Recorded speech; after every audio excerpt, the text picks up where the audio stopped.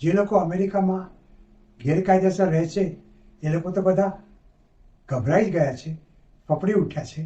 પણ કાયદેસર રહેતા પણ ઇમિગ્રન્ટો જેમ કે H1B પર, L1 ઉપર, F1 ઉપર, આમ જુદા જુદા પ્રકારના નોન ઇમિગ્રન્ટ વિઝા ઉપર અમેરિકામાં રહેતા પરદેશીઓ પણ ખૂબ ગભરાઈ રહ્યા છે. દર્શક મિત્રો, ફરી એકવાર આજે 10મી નવેમ્બર 2025 છે, એટલે હું તમને અમેરિકાના ઇમિગ્રેશન વિશે, એના વિઝા વિશે, એમના હાલના પ્રેસિડેન્ટ ડોનાલ્ડ ટ્રમ્પ વિશે થોડી જાણકારી આપવા હાજર થયો છું. દર્શક મિત્રો, ડોનાલ્ડ ટ્રમ્પ બીજી વાર અમેરિકાના પ્રેસિડેન્ટ બન્યા છે. પહેલી વાર તેઓ જ્યારે અમેરિકાના પ્રેસિડેન્ટ બન્યા હતા ત્યારે પણ એમણે ઇમિગ્રેશનની બાબતમાં ઘણા બધા ફેરફારો લાવ્યા હતા અને કડક પણ બન્યા હતા. અને આ બીજી ટર્મમાં તો એમણે કંઈક એવા બધા એક્ઝિક્યુટિવ ઓર્ડરો બહાર પાડ્યા છે કે પરદેશીઓના અમેરિકન સપના ચકનાચૂર થઈ ગયા છે. જે લોકો અમેરિકામાં ગેરકાયદેસર રહે છે એ લોકો તો બધા ગભરાઈ જ ગયા છે, ફફડી ઉઠ્યા છે.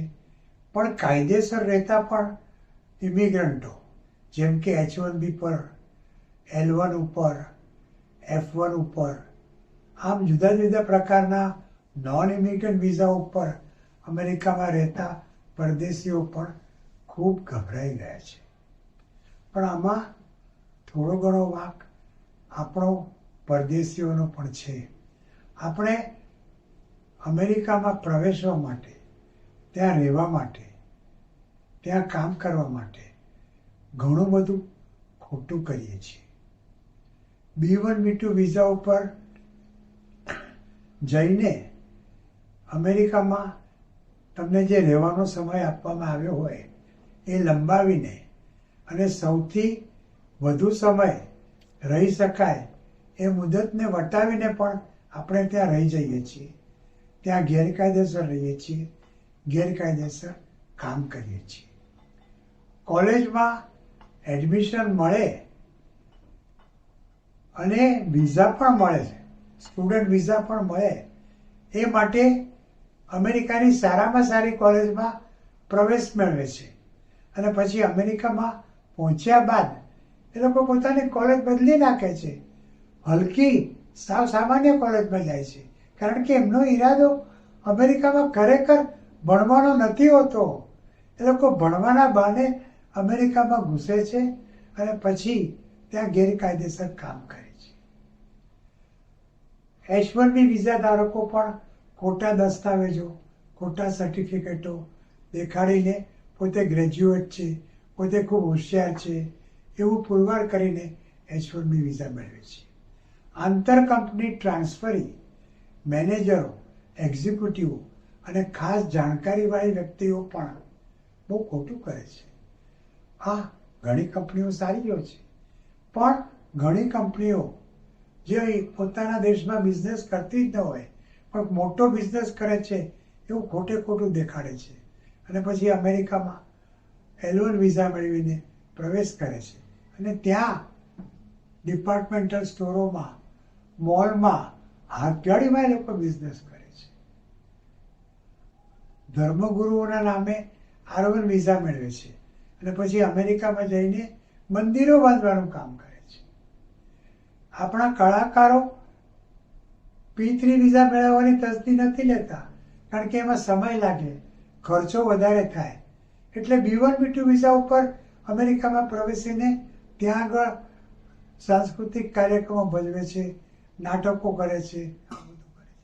આમ ઘણું બધું ખોટું આપણે લોકો કરીએ છીએ અને એથી જ અમેરિકાના પ્રેસિડેન્ટો દિવસે દિવસે એમના ઇમિગ્રેશનના કાયદાઓ કડક બનાવતા જાય છે.